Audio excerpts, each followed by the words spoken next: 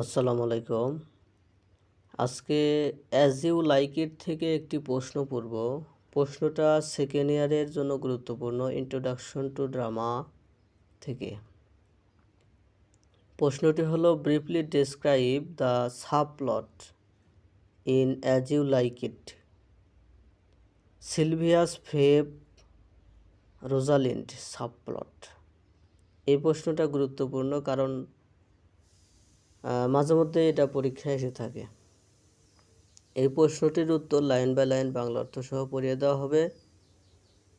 আর এই চ্যানেলটি সাবস্ক্রাইব করে রাখবেন, কারণ ইংলিশ ডিপার্টমেন্টের সকল কোশ্চেন এবং সমস্ত জব রিলেটেড প্রশ্ন সমাধান পেতে সাবস্ক্রাইব করে রাখবেন। উত্তর শুরু করছি। The play as you like it. The play as you like it by William Shakespeare is a pastoral comedy. The main plot tells the story of Rosalind and Orlando's love. But along with the main story, there is a beautiful subplot that involves Sylvia's Phoebe and Rosalind in disguise as Ganymede. This subplot takes place in the Forest of Arden and shows another kind of love, simple, foolish and comic. অর্থাৎ William শেক্সপিয়ারের As you like It নাটকটি একটি pastoral comedy. মূলত প্লটটি Rosalind এবং অরল্যান্ডোর প্রেমের গল্প বলে, কিন্তু মূল গল্পের পাশাপাশি একটি সুন্দর সাবপ্লট রয়েছে, যেখানে সেলভিয়াস, ফেব, রোজালিন্ড, গ্যানিমেড, রোজালিন্ডের নাম ছিল গ্যানিমেড, মানে ছদ্মবেশে গ্যানিমেড জড়িত। এই উপপ্লটটি আর্ডেনের বনে ঘটে এবং অন্য ধরনের প্রেম দেখায়, সরল, বোকা এবং হাস্যকর। Sylvius is a young shepherd who is madly in love with Phoebe. He is loyal and sincere, but his love is not turned. Phoebe, a proud shepherdess, rejects Sylvius and mocks his affection. She is vain and proud of her beauty. Sylvius keeps following her like a shadow. His deep love is clear in his words. ও Phebe, Phebe, Phebe. আচ্ছা, অর্থাৎ Sylvius একজন তরুণ রাখাল, যে ফেবের প্রেমে পাগল। সে অনুগত এবং আন্তরিক, কিন্তু তার প্রেম ফিরে পায় না। ফেবি একজন গর্বিত রাখালি। এখানে শেফার্ড্রেস মানে হচ্ছে গর্বিত রাখালি, মানে মহিলা। সিলভিয়াসকে প্রত্যাখ্যান করে এবং তার স্নেহকে উপহাস করে। সে তার সৌন্দর্যের জন্য নিরর্থক এবং গর্বিত। সিলভিয়াস ছায়ার মতো তাকে অনুসরণ করে। তার গভীর ভালোবাসায় তার কথা স্পষ্ট। ও ফেব, ফোব, ফেব, ফেব। আচ্ছা, when Rosalind and Celia come to the forest, Rosalind is disguised as a young man named Ganymede. She meets Sylvius and Phoebe.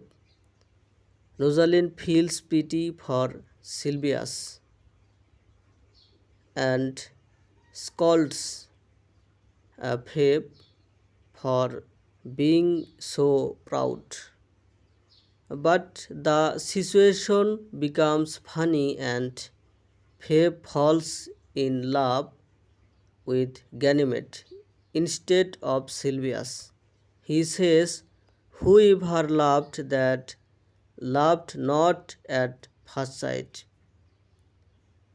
অর্থাৎ যখন রোজালিন্ড এবং সেলিয়া বনে আসে তখন রোজালিন্ড গ্যানিমেড নামে এক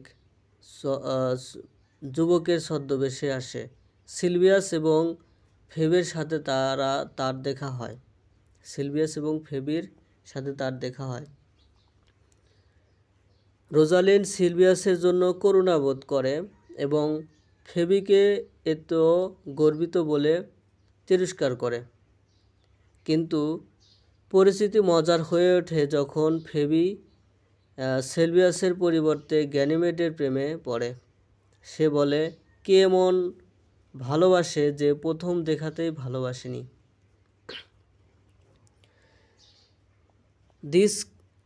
This creates a comic triangle. Sylvius loves Phoebe, Phoebe loves Ganymede, who is actually Rosalind, and Rosalind loves Orlando. Shakespeare uses this confusion to show the foolishness and madness of love. এটি একটি হাস্যকর ত্রিভুজ তৈরি করে। হাস্যকর triangle মানে ত্রিভুজ তৈরি করে। সিলভিয়াস ফেবকে ভালোবাসে, ফেব গ্যানিমেড যিনি আসলে রোজালিন্ড তাকে ভালোবাসে, আর রোজালিন্ড অরল্যান্ডোকে ভালোবাসে। শেক্সপিয়ার এই বিভ্রান্তি ব্যবহার করে প্রেমের বোকামি এবং উন্মাদনা দেখান। Later, Rosalind as Ganymede plays a clever trick. She tells Phoebe that if she never marries, she must marry Sylvius. In the final scene, এখানে সিন মানে দৃশ্য, সিনের বানানটা দেখে নেবেন। Rosalind reveals her truth identity as a woman. Phoebe then realizes her mistake and agrees to marry Sylvius. The subplot ends happily with their union. পরবর্তীতে Rosalind Ganymede চরিত্রে একটি চালাক কৌশলে অভিনয় করেন। পরবর্তীতে রোজালিন্ড গ্যানিমেড চরিত্রে একটি চালাক চরিত্রে অভিনয় করেন। তিনি ফেবিকে বলেন যে যদি সে কখনো বিয়ে করে তাহলে তাকে সিলভিয়াসকে বিয়ে করতে হবে। শেষ দৃশ্যে রোজালিন্ড একজন নারী হিসেবে তার আসল পরিচয় প্রকাশ করে। তারপর ফেবি তার ভুল বুঝতে পারে এবং সিলভিয়াসকে বিয়ে করতে রাজি হয়। উপপ্লটটি তাদের মিলনের আনন্দের সাথে শেষ হয়। তাহলে তারপরে realise her mistake and agrees to marry Sylvius. This subplot ends happily with their union. অর্থাৎ এরপর ফেবি ভুল বুঝতে পারে এবং সিলভিয়াসকে বিয়ে করতে রাজি হয়। উপপ্লটলি তাদের মিলনের সাথে আনন্দের সাথে শেষ হয়। This subplot mirrors of the main plot of Rosalind and Orlando's love. It also adds humor, contrast, and variety to the play.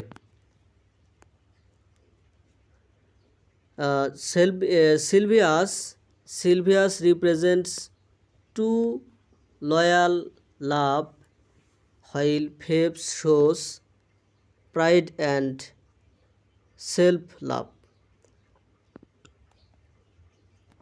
Through Rosalind's wisdom, both learn the real meaning of love.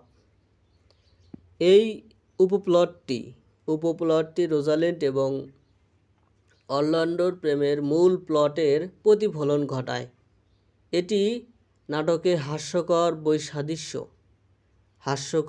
বৈসাদৃশ্য মানে variety মানে বৈসাদৃশ্য এবং বৈচিত্র্য যোগ করে। Sylvius সত্যিকারের অনুগত প্রেমের প্রতিনিধিত্ব করে। অন্যদিকে ফেব গর্ব এবং আত্মপ্রেম দেখান। রোজালিন্ডের জ্ঞানের মাধ্যমে উভয়েই প্রেমের আসল অর্থ শেখে। রোজালিন্ড কেবল একটি love is merely a madness, says Rosalind, and this line fits the subplot perfectly. ভালোবাসা কেবল একটি উন্মাদনা মানে পাগল উন্মাদনা, রোজালিন্ড বলেন, এবং এই লাইনটি উপপ্লটের সাথে পুরোপুরি খাপ খায়। In the end, this Sylvia's Feb Rosalind subplot gives the play its pastoral charm, laughter, and joy of harmony in love. শেষ পর্যন্ত এই সিলভিয়াস ফেব রোজালিন্ড উপপ্লটটি নাটকটিকে একটি যাজকীয় আকর্ষণ, হাসি এবং প্রেমে এই সম্প্রীতির আনন্দ দেয়। আচ্ছা, প্রশ্নটির উত্তর অন্যভাবে, এটা বই থেকে নেওয়া হয়েছে। Silvius is a shepherd and Phebe is a shepherdess. Silvius is a shepherd and Phebe is a shepherdess. Sylvius has madly fallen in love with Feb, who does not respond to his love for her. She instead rebukes him. He begs her to show him some mercy and say that she loves him. অর্থাৎ সেলভিয়াস একজন রাখাল এবং Feb একজন রাখালি। Sylvius ফেবের প্রেমে পাগলের মতো পড়ে গেছে। সে তার প্রতি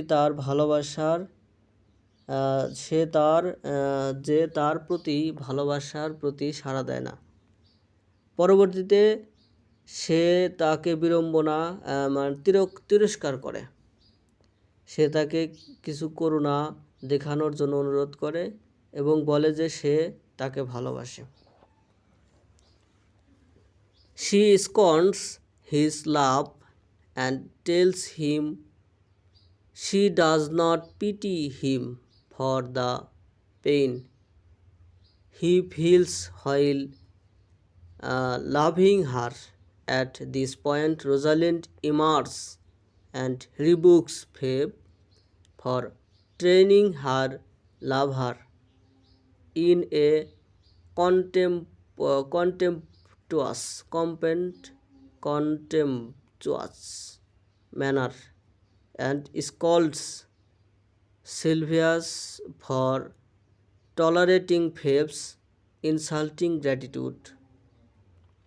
অর্থাৎ সে তার ভালোবাসাকে ঘৃণা করে। এখানে স্কর্নস মানে হচ্ছে ঘৃণা করা, এবং তাকে বলে যে সে তাকে ভালোবাসতে গিয়ে যে যন্ত্রণা অনুভব করে তার জন্য সে তার প্রতি করুণা করে না। এই মুহূর্তে রোজালিন্ড বেরিয়ে আসে এবং ফেবকে তার প্রেমিকের সাথে অবজ্ঞাপূর্ণ আচরণ করার জন্য তিরস্কার করে। এখানে কন্টেম্পচুয়াস মানে হচ্ছে অবজ্ঞাপূর্ণ আচরণ করার জন্য তিরস্কার করে এবং ফেবের অপমানজনক মনোভাব সহ্য করার জন্য সিলভিয়াসকে তিরস্কার করে। But Phoebe falls in love with Rosalind in spite of her harsh words without knowing that Ganymede is actually a woman. When Rosalind leaves, Phoebe decided to write a love letter to Rosalind Ganymede. Sylvius again pleads his love to her, and she tells him that he can only enjoy her company, not her love. He agrees to enjoy her company. কিন্তু Feb রোজালিন্ডের কঠোর কথা সত্ত্বেও তার প্রেমে পড়ে যায়। এখানে হার্শ মানে কঠোর, সত্ত্বেও প্রেমে পড়ে যায়, যদিও সে জানে না যে গ্যানিমেড আসলে একজন মহিলা। রোজালিন্ড চলে গেলে ফেব রোজালিন্ডকে গ্যানিমেড একটি প্রেমপত্র লেখার সিদ্ধান্ত নেয়। সিলভিয়াস আবার তার ভালোবাসার প্রতিশ্রুতি দেয় এবং সে তাকে বলে যে সে কেবল তার সঙ্গ উপভোগ করতে পারে, তার প্রেম নয়। সে তার সঙ্গ উপভোগ করতে রাজি হয়।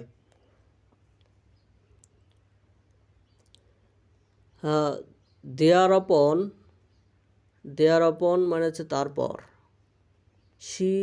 she tells him to carry letter from her to the youth Ganymede, and he agrees to do so. Sylvius carries to letter written by Phoebe to Ganymede Rosalind and is surprised to learn that the letter is a message of love from Phoebe to Ganymede.